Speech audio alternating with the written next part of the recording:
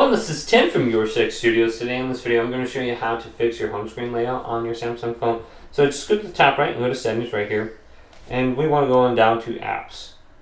Now under apps there should be an option under here for us to go to One UI. So scroll on down and find One UI. Here's One UI Home. Click this.